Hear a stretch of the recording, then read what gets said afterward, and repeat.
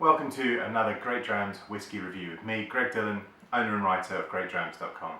Today we're going to be looking at Aberlour 10, the entry level into the Aberlour range, and hails all the way from Speyside. Aberlour itself is an absolutely stunning distillery. Really interesting, relatively small but incredibly well designed.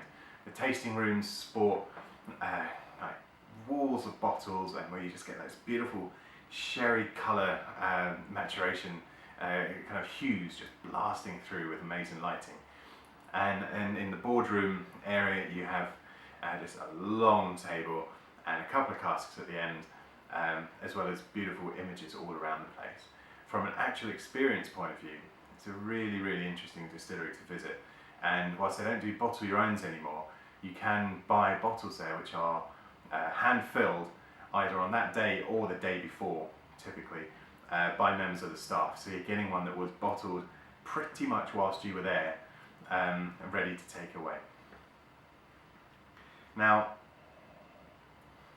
the nose on this, for a 10-year-old, relatively, people unfortunately call standard. There's no real standard. It's taken a decade to create this thing.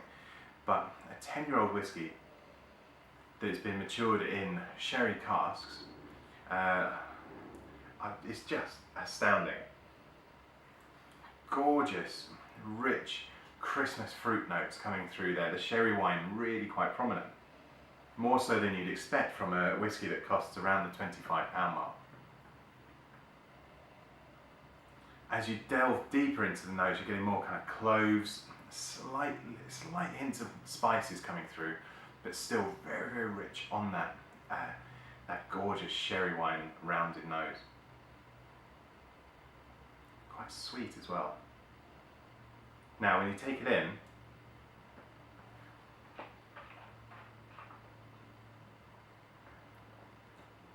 on the palate itself, all those sherry notes come through. They shine.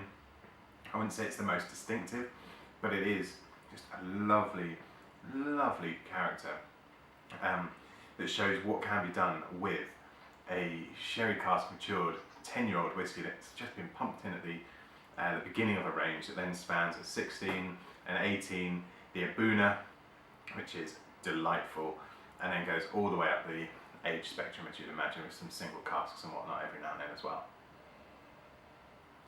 When you go back to the nose, there is some level of fruitiness coming through, as well as the expected dark fruits and the kind of Christmassy fruits.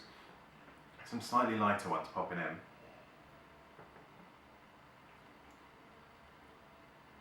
The palate is soft, it's creamy, it carries through, and all of those sherry notes, and is, for me, a really interesting, very well priced whiskey.